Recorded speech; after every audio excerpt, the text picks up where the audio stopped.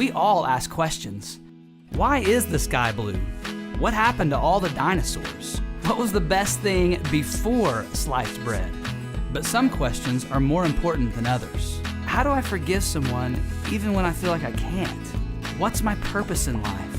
How can I be the parent God wants me to be and the one my kids need me to be? So where do we turn? To the one that has all the answers. We'll tackle some of life's most complex issues and discover God's best plan. Why? Because you asked for it. Well, today we're in week number 2 of our You Asked For It series. And today we are so honored to have my dear friend, John Maxwell, speaking to us. Most of you already know him as the founder of Equip, a missions organization that we're a part of that is dedicated to training and resourcing leaders all around the world. Others of you know him as America's great leadership guru and have read his great books. But I want you to know that he's much more than that to us. He's been a father, a mentor, a friend to me and to this church. So please receive him as one of our own. Open up your heart to the message he has for you today. So to all of our locations today, please stand and welcome to the stage, John Maxwell.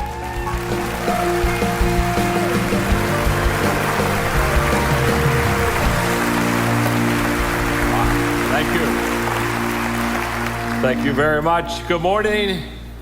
It's great to be here with you. It's great to be in worship. Wasn't worship wonderful today? Wow. Hello. Do you have worship like this every Sunday? When you go to heaven, you're going to want to come home on the weekends, aren't you, huh? You're going to say, whoa, I'll come back, but let me just go to Highlands for worship. It's so good to be with you. It's so good to be in this church. I want to thank you because of your commitment to Equip, the nonprofit organization. This is the largest leadership training organization in the world. We're in 175 countries, train 6 million leaders, and you are a vital help and support to that. And I just want to thank you because you understand stewardship, you understand giving, you are faithful to this church in tithing, bringing the offerings to this church. And it's through that organizations like ours receive funds. And so because you give here and because you're faithful in tithing to this local body, it really spreads around the world, and I want to thank you. And then, of course, I want to just say to my wonderful friend Chris, Tammy, what beautiful people they are. We've known each other for many, many years, and we've spent a lot of time together. And I know leadership, and I know churches, and for 40 plus years now, I've been in churches, large churches around the world in America, and I know pastors really well. And I think you know this, but I want to make sure you know this. And Pastor Chris, you have, without any doubt in my mind, one of the very, very, very, very top pastor leaders of any congregation in America. Do you realize that, huh? Beautiful. And just loves you, loves the ministry, loves what's happening. Every time we're together, he just keeps talking about what's happened in the church, and I can't shut him up, you know what I mean? And it's just absolutely terrific. In fact, when he talked to me a few weeks ago, he called me and he said, John, could you come over and do some teaching? I said, I'd love to. And so I said, how can I serve you? And he said, well, we're doing a series called You Asked For It. And so he began to talk to me about this series and how he'd ask you earlier, the staff had asked you what would be the message you would like to hear, what would be the subject. And so he went through this whole process of You Asked For It, and I just listened quietly. When he finished, I said, Chris, I understand that series really well. I said, in 1981, 82, 83, 84, when I pastored in San Diego, I did that series. And he got real quiet. He said, what do you mean? I said, yes, I started the You Asked For It series. I said, Rick Warren got it from me. You got it from Rick. It's coming all back around. And yes, I will be able to teach that series. I can do that. I've had some experience. I've done this a few times. And so I'm just so happy to be here with you. Delighted, very excited about what's going to happen in these next few moments. Look at the person you're sitting beside and say to them, you're going to learn something. Go ahead and tell them that. Look right back at him and say, and it's about time. In fact, why do you think I brought you there? Huh? My eyes have some irritant in them today, and so I look very bad. I almost put a sack on my head, but by a vote of 3-4 in the back room, they said I didn't have to put the sack on my head. So if I look a little old and a little bad today in the eyes, it's just that I'm old and bad in the eyes, okay? I'm 66, and as I've looked at life and as I have watched life happen, I've become convinced that there are two challenges that you and I have in life. And if we can accept this challenge and meet this challenge, face it well, life will be very fulfilling to us and it'll be very rewarding to the people around us. And because my topic is purpose today, I want to talk to you about these two challenges. The first challenge is for us to find ourselves. And we find ourselves when we discover our purpose. Nothing is better than for a person created by God in His image with a plan for his or her life to find themselves, find that purpose. It's what makes you solid. It's what makes you secure. It's your mooring. It keeps you just exactly where you need to be so that you can accomplish what you want to accomplish.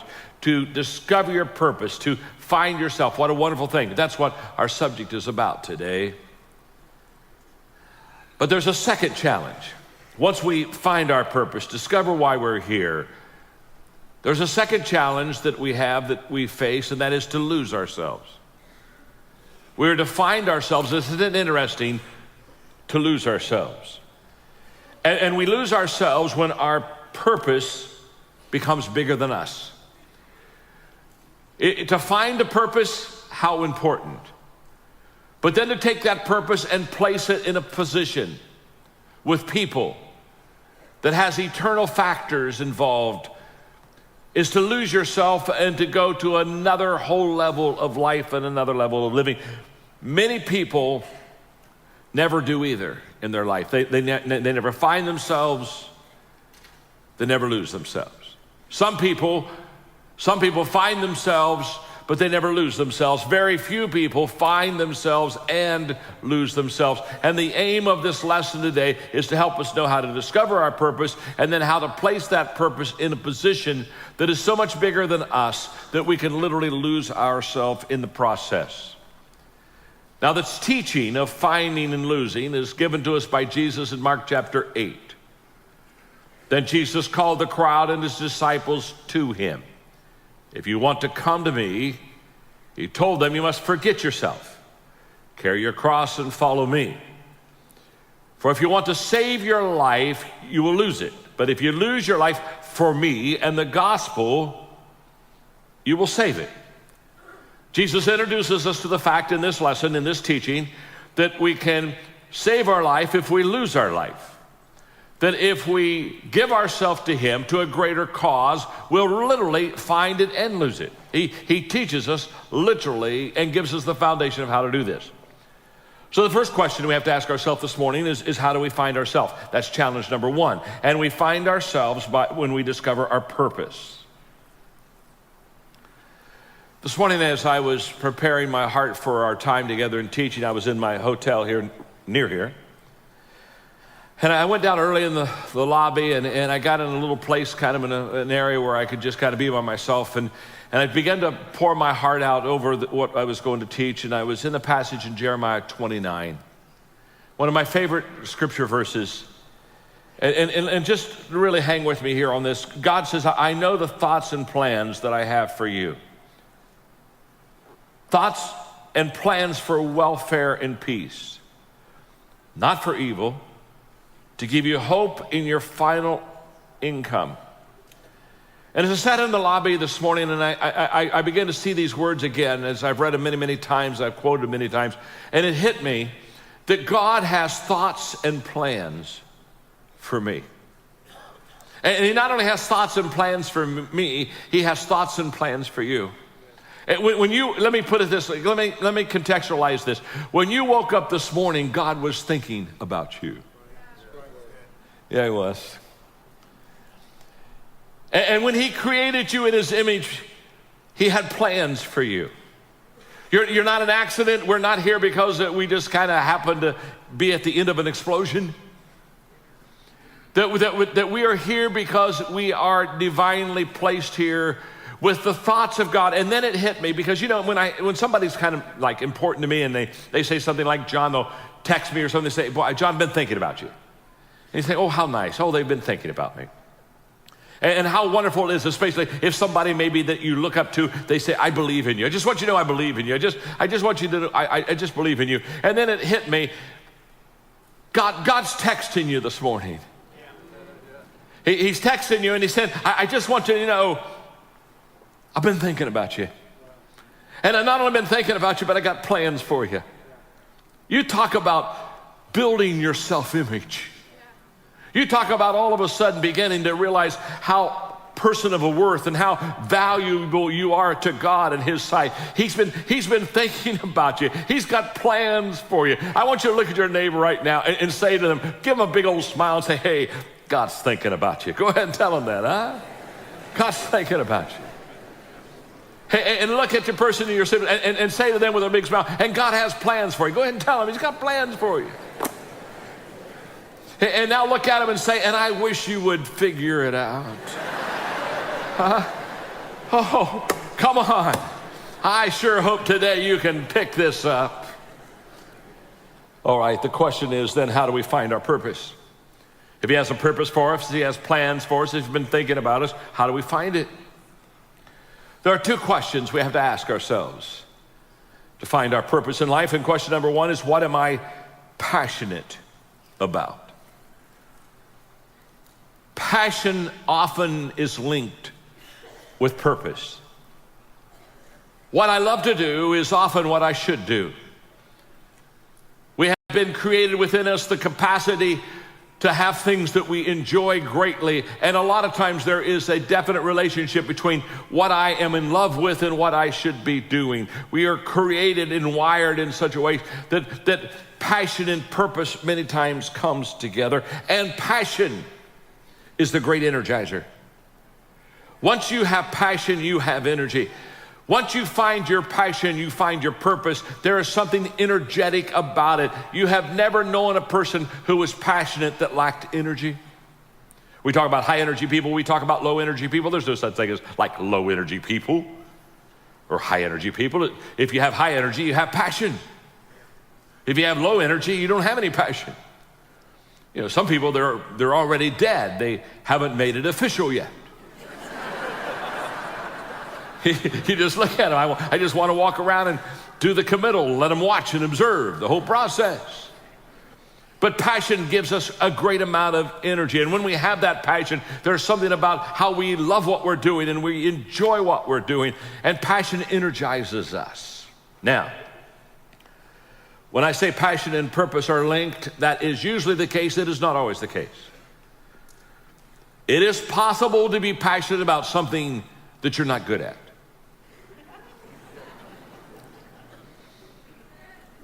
It's possible to be passionate about something that you're not gifted in. Hello? Let me explain. Have you ever watched the tryouts at an American Idol?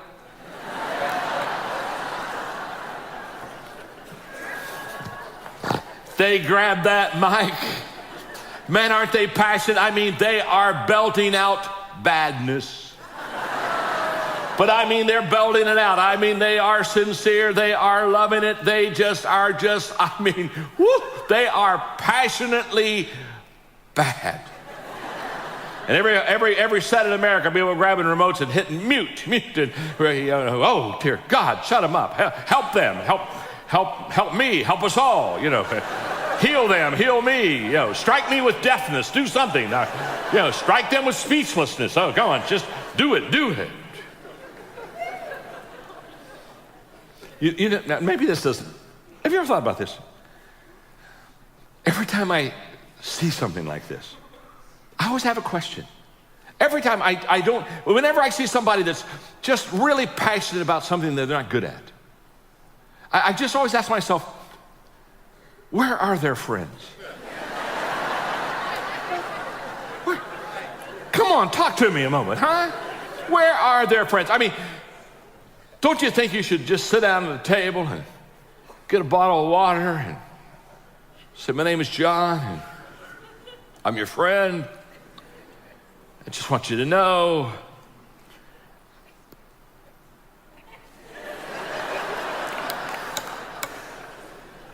you can't sing.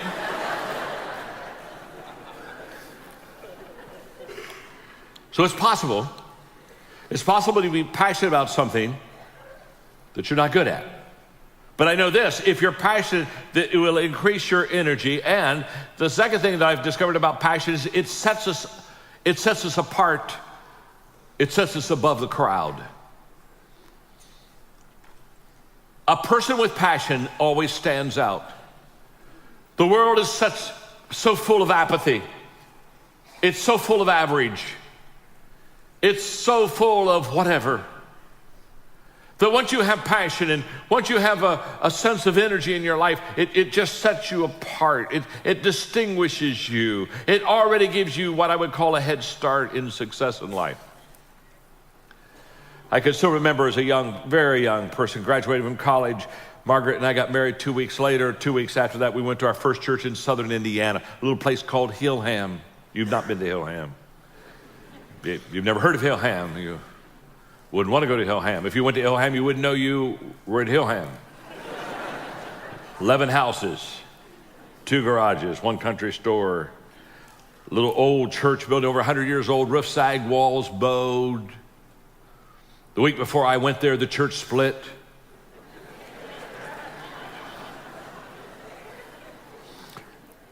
What really messed me up is I agreed with the people who left.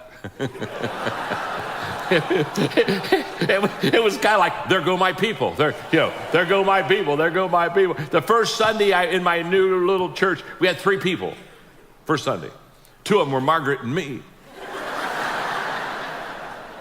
Old lady who lived by the church named Maud was the third. Maud, Margaret, and me. That was it. First Sunday. But I was passionate. I loved that little community. I loved that little church. I loved those farmers.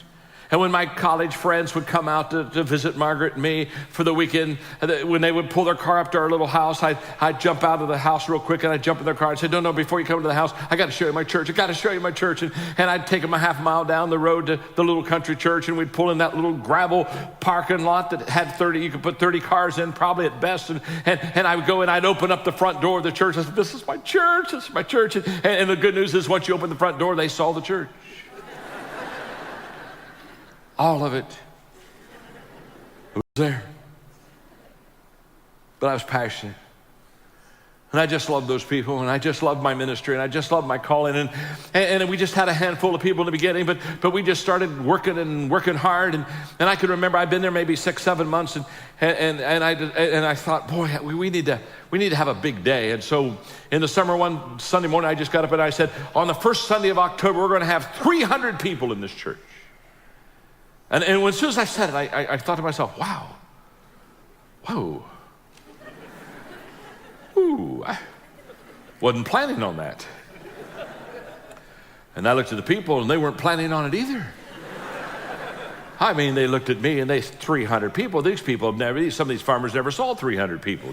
Get the picture. I mean, they came up afterwards and said, preacher, we love your passion, but 300 people, that's beyond us. We can't do that. I said, will you help me? They said, well, of course we'll help you. It's just too big of a number. But I mean, we just started asking people to come to church. I mean, and in our neighborhood, you had to ask them all. I mean, it's not like you get some of them. You got to get them all. You understand? You got to get them all. And so we just asked people, and by September rolled around, we'd ask people so many times that when people would see me coming or any of our members coming, they just hold up their hands and they say, I'm coming. Don't ask anymore. I'm coming. I'm going to be there. Finally, the Sunday came, and we were ready. We opened up all the windows. It was a nice day. We had places on the outside because we could do 100 in the inside. We cleaned up the basement. We rented a little house beside, put some wiring over there for sound, and it was as good as a country could be back in 35, 40 years ago. And so here we are, and the people came. Oh, we had a crowd. I mean, it was wonderful. Right before I got to preach, our leader stood up and said, this is the biggest number we've ever had. This is our record attendance. And people are just off the walls, happy, clappy, cheering. He said, we had 299 today. I'm sitting there. I didn't know the number until I heard it. And first thing I asked myself as a pastor is, why am I the only pastor in America that has honest ushers?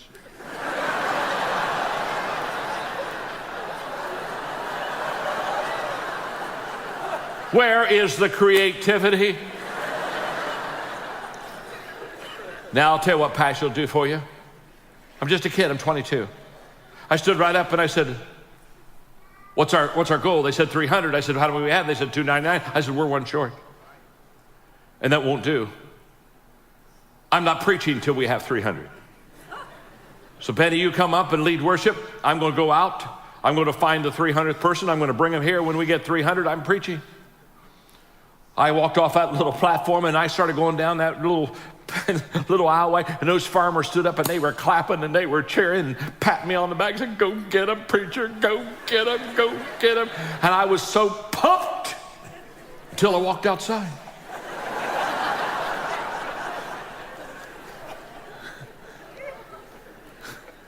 And I thought, now what am I going to do? I got 299 people waiting on me. I looked across the street at the gas station. There was Benny Harris, Sandy Burton. Sandy owned the gas station. Neither one of them ever went to church. Walked across the street. Of course, everybody knew we were trying for 300. And Sandy said, boy, preacher, you got a lot of people over there. Did you get your 300? I said, not yet. We have 299. We're one short. Got a question to ask you. Which one of you?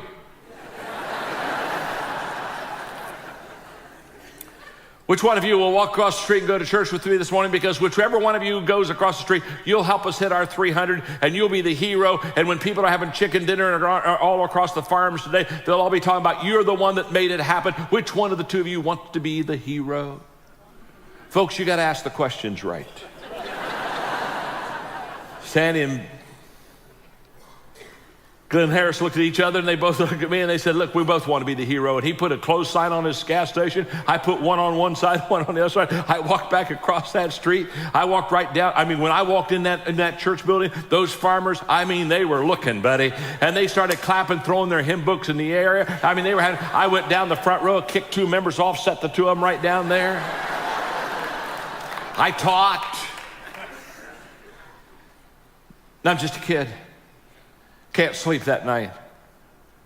All I want to do is rehearse in my mind this incredible day of ministry for me. It was a big day for me. I know it doesn't sound big to you, but when you're a kid and it's the best you've ever done, it's big. And so I can't sleep. I'm just going over and over, and I'm so excited. I'm so happy. And all of a sudden hit me in the middle of the night while I'm not sleeping. The only reason that we ever hit 300 was passion. Passion put us over the edge. Passion set us apart. Passion made the difference. Can I tell you something? When you're passionate about something, it isn't reasonable, but you do it anyway. When you're passionate about something, it's not possible, but you do it anyway. When you're passionate about something, passion will take you where nothing else will ever take you. It'll give you that decided edge. It'll help you to stand out. Wow.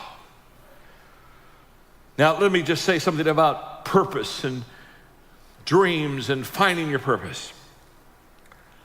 I wrote a book a few years ago called Put Your Dream to the Test.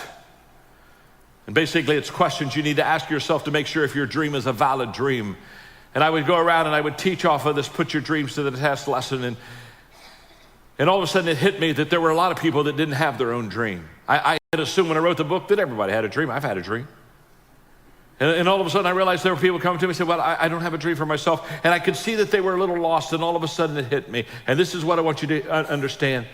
You may not have your own big dream for you, but it is probably because God has someone for you that he wants you to join and help them fulfill their dream. You see, this is a biblical principle. Not everybody has their own purpose and own personal dream.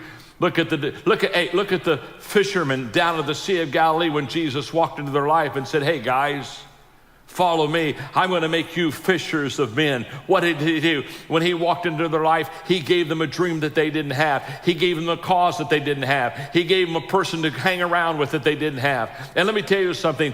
Sometimes God has people literally designed to come along and complement each other so that the dream can be filled. Teamwork makes the dream work.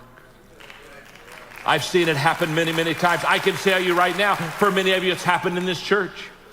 You found this church, you found this place of grace, this oasis, this place of vision, this place that is making a difference, this dynamic place. And all of a sudden you started pouring your gifts in here, your spiritual gifts, your financial gifts. You just kind of lost yourself and just dove into this congregation. And now you're seeing amazing things happening. And it's an absolute fact that some of you, Your place, your purpose, your dream is to come alongside, complement, add value, and do something for someone that they cannot do for themselves. Every great person is great because people have come around and supported that dream and supported that vision. Look at Jonathan and David in the Old Testament. Jonathan rightfully was going to be the next king. His father Saul was the king. He was the rightful heir. But when he saw David, he said, no, David is the anointed one. I'm going to back up. I'm not going to be the king of Israel. I'm going to support David. I'm going to let him be the king of Israel. I'm going to be a king maker. And Jonathan understood that whole possibility of putting his purpose into the purpose of someone else. In my second church in Lancaster, Ohio, I can still remember the church was growing very fast. Good things were happening. One day I had an appointment with a member of the church that wasn't an outstanding member, would not be termed a leader, would not be one of the people kind of that makes it happen. His name was Brent, and he wanted to see me, and so we sat down, and I said, Brent, I said, what can I do for you? And he said, Pastor, he said, you nothing. He said, there's something I can do for you. And I thought, well, this is interesting. So I kind of said, okay, what do you got? He said, I'm watching the church grow, and he said, I'm watching wonderful things happen in this church.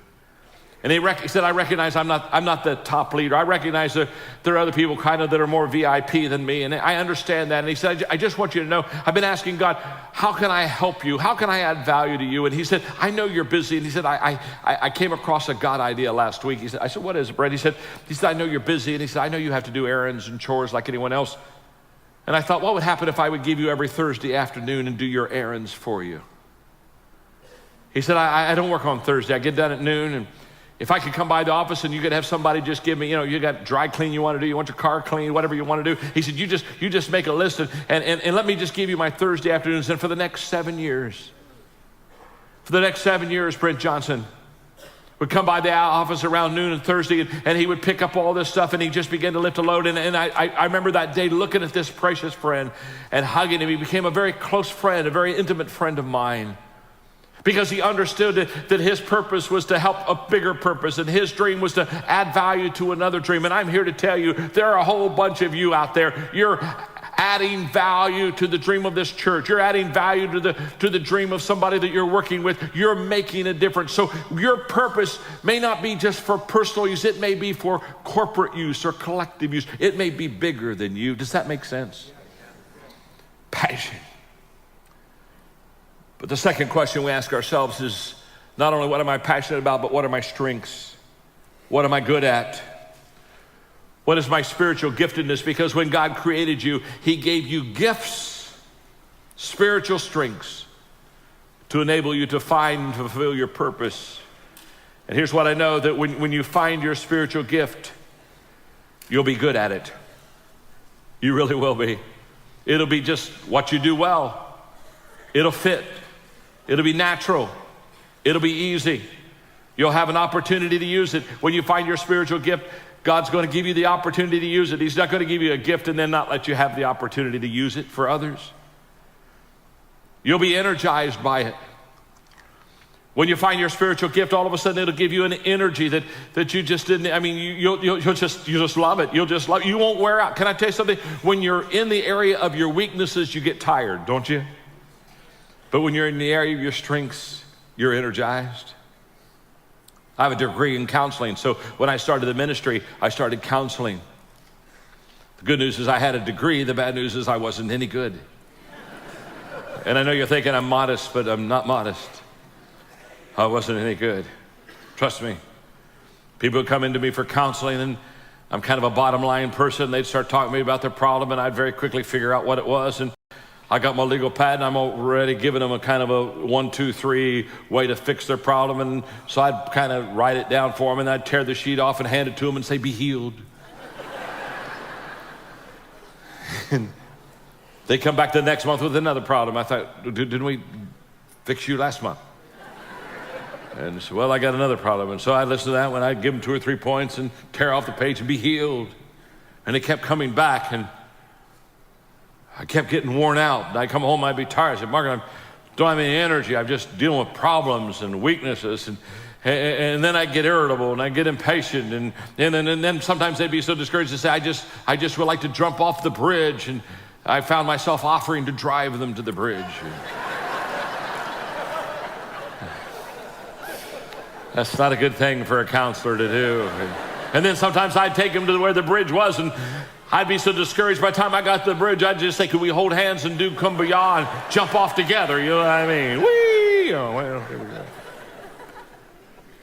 No energy. It was my weakness. I wasn't dealing out of my strengths. And one day I realized that when I counseled with people, I worked with their weaknesses, and I wasn't good at that. But when I equipped people, I worked with their strengths. And all of a sudden it was like, literally within a matter of a couple of days, I went from being worn out because I was working with weaknesses to be absolutely energized because I started working with people's strengths and started equipping them. And all of a sudden I began to understand what happens when you play to your strength zone, when you play in the areas where you're good at. And I would also say when you find your spiritual gifts, you'll have capacity to develop them. You'll really get good. You're good now, but once you start developing and working your spiritual gifts, you really get good. I was excited when Chris was talking earlier and sharing with those in the legacy area, people with the gift of giving. And would encourage you, if you got that gift, there's a meeting tonight at Greystone, come. I know what he's doing. He's going to help you with the gift of giving to take that gift that is a wonderful gift, and he's going to help you to absolutely highlight it because you have capacity there that you've never understood or never tapped. I would encourage you, if that's where your gift is, don't miss that meeting tonight.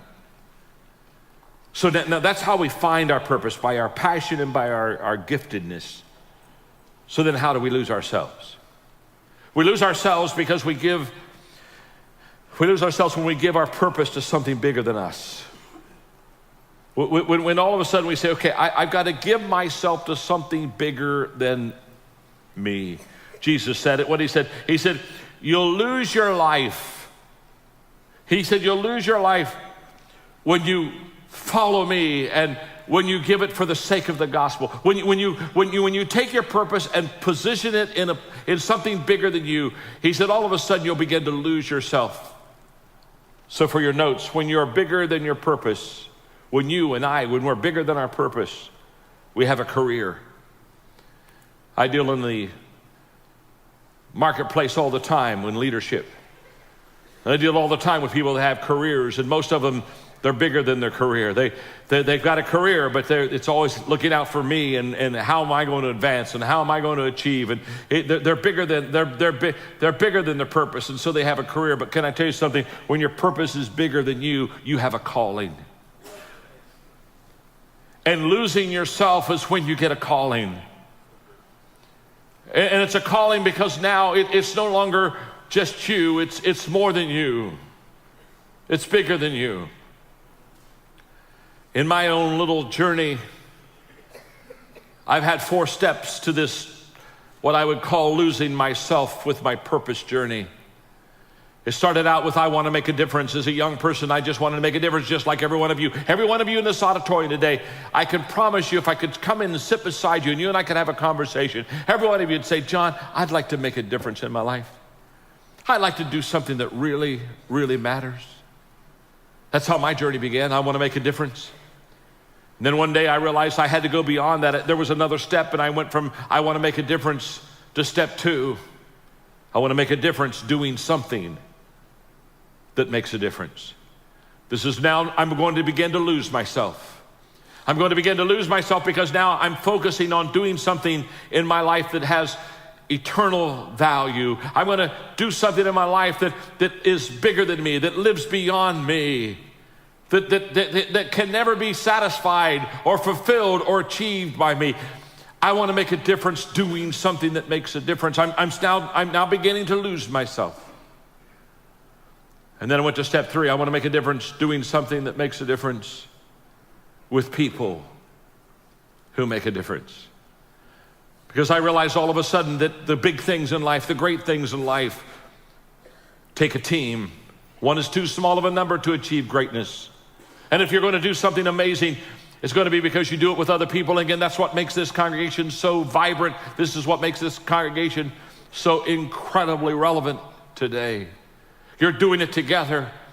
You're loving together, praying together, worshiping together, ministering together. You're not diving alone, you're diving together. I want to make a difference, doing something that makes a difference, with people that make a difference. And then because of my age at 66, because time is important and every day I'm counting my days, I have to count my days. There's a fourth part for me. I want to make a difference doing something that makes a difference with people that make a difference at a time when it makes a difference. Got to make it count. I don't get many more do-it-overs. Got to make sure that I do it right on the front end. For several years, I go to the Indianapolis 500. Tony George, who owned all that and was over that race, read all my books. And he would have me come in on race day and talk to the drivers, the owners, and then we'd go up to his suite and we'd watch the Indianapolis 500. We were having lunch before the race one day, and Tony looked at me across the table and he said, "John, what's the difference between success and significance?" I said, "Oh, Tony, success is when I add value to myself. And significance is when I add value to others." And you lose yourself not in success. You find yourself in success. You lose yourself in significance. It's when we begin to add value to others that we begin to lose ourselves, because now the cause is greater. Our why, our purpose, our why is bigger than us. And when our why is bigger than us, when you find your why, you'll find your way. Everything changes at that time. I shared with you earlier that I'm 66, so people ask me all the time, they say, "John, when are you going to retire?" And I tell them I'm not going to retire. And they look at me and say, "Well, why not? You can." Of course I can. I'm old enough to retire. I have enough money to retire. I've been very blessed. I'm very grateful. I mean, I've written 25 million books and sold them. Just do the math. I'm going to be okay financially. Well then, John, let me ask you, why don't you retire? I'm not going to retire because I've lost my way. My purpose is greater than me. I have a calling, not a career. A career you end, a career you kind of phase out. And there's all kinds of things you do with the career, but with the calling, I mean, what I do is what I love to do, and I don't want to retire. I don't have any desire to retire. I didn't come to Birmingham because I wanted another plane trip. I didn't come to Birmingham because I wanted to see Birmingham. I've seen Birmingham. I came to Birmingham because I wanted to see you. And I wanted to see you because I thought I had a message perhaps that could help you find your purpose and maybe spark something within you that would begin to get you on your way to finding and losing your purpose. That's why I came. I'm having the time of my life. I tweeted my wife, Margaret, before I went out. I said, "Oh, this is what I was born for. I was born for this. And if I was born for this, why would I want to stop?" I've decided that I'm going to live until I die. And I've decided I'm not going to get those two confused. Because a lot of people do. So some people say, "When are you going to retire?" I don't know when I'm going to retire. I'm going to retire when I die. When I die, I am retiring. I'm going to make it official. When I'm dead, I am writing no more books. I'm not writing any more books, I kid you not. And when I'm dead, I don't care how many times Chris asks me when I'm dead, I'm not coming back. I'm not coming, but I'm going to tell you, till I die, I think I'll live.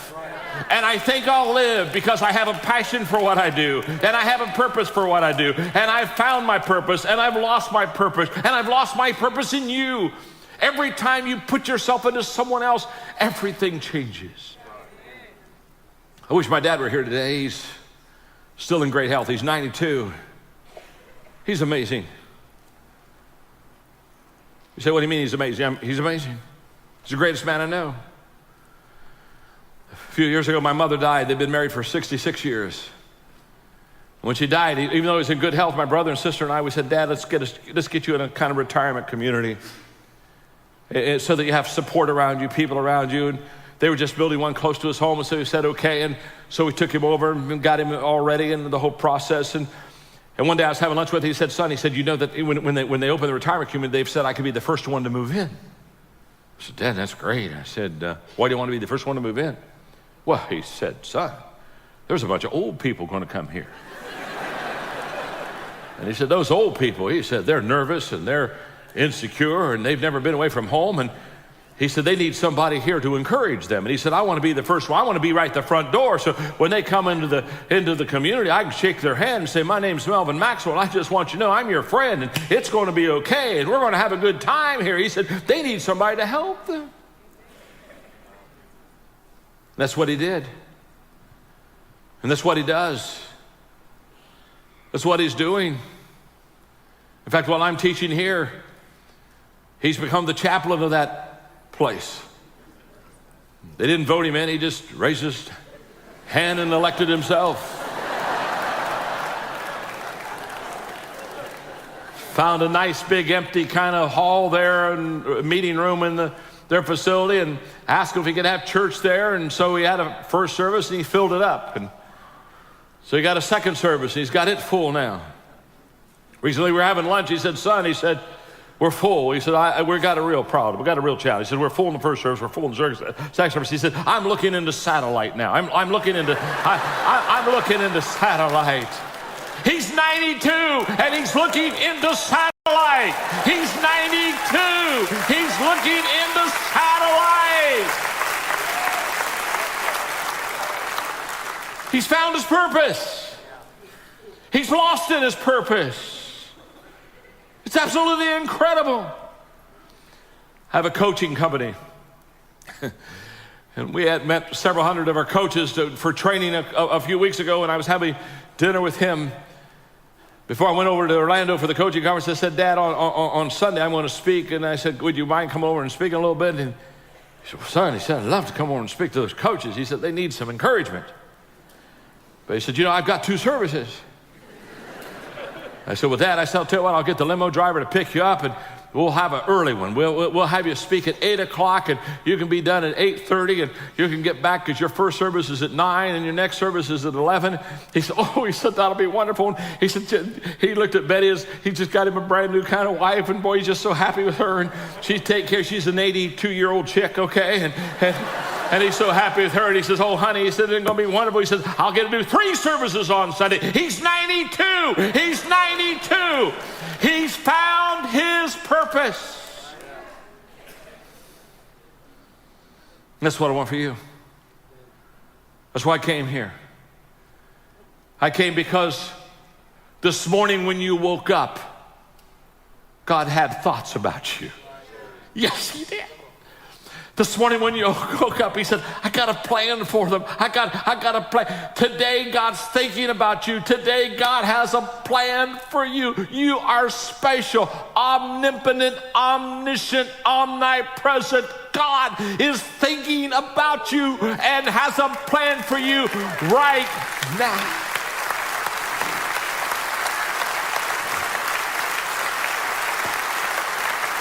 Yeah, he does. Close your eyes, please. In a moment, I'm going to turn it back over to Lane, but before I do, there are literally dozens and dozens of you that you're here and you're hearing about purpose and a plan that's bigger than you, a God that has thoughts and plans for you. And I know where you are. You're sitting here and you're saying, I don't even know God. I've got wonderful news for you. The greatest purpose and plan God has for you is to know him. And he sent his son, Jesus Christ, into this world to die for your sins. And he has a wonderful gift, a gift of forgiveness for every one of you. With every head bowed and every eye closed, I wonder how many of you, in just a minute, I'm just going to ask you in your seats. You don't have to get up. You don't have to come forward. But in just a moment, I'm going to ask every one of you that would love to know God and love to plug into his plan for your life. And you're saying, I'm kind of wondering, I'm a little bit out there, but today I'm catching it. I'm starting to catch it. Don't understand everything, but here's what I know. God loves me. God thinks about me. God has a plan for me. And you'd like to know God. And you'd love to have your sins forgiven and love to have Christ as your Savior. With every head bowed and every eye closed, I wonder how many across the auditorium would raise your hand right now and say, hey, John, I want to plug into God like I've never plugged into him before. I want to know him like I've never known him before. I want to meet God because I know he has a plan for me, and I want to find him and I want to find his plan for my life. And you raise your hand over the auditorium right now. Many of you are raising your hands right now. Yeah, dozens of you. Just raise them up. Just keep them up for me real high, just so I can see. Just you and me. I'm just the only one looking. I'm going to guess there are 150 hands raised right now. You may put your hands down, but if you raised your hands a moment ago, just look up at me, would you please? Yeah, those that raise your hands, just look up at me. I'm going to pray with you now. And I want you in your heart to pray with me. Lord Jesus, I am a sinner. I am sorry for my sins, and I know that you have a plan for my life, which includes forgiving me of my sins and allow me to become your child. And so I give myself to you today. I ask you to forgive me. I ask you to come into my life as my Savior, as my friend, as my eternal companion. And from this day forward, I'm going to start a new life. I've got a new page. This is a new beginning, a new step. From this day forward, I'm going to serve you and I'm going to live for you. And then I pray in closing for everyone here on all of the campuses. If they're watching just now, God, help them to understand that you value them in such a way that you're thinking about them, you have a plan for them. And we want to find it. And once we find it, we want to give it right back to you in a cause that is bigger than us so that we can lose it. We want to find ourselves so we can lose ourselves. So as we lose ourselves, we can find ourselves. So today I'm asking in closing that every person here will begin to seek, to know, and discover your purpose for your life. In your name I pray, and all God's people said, amen.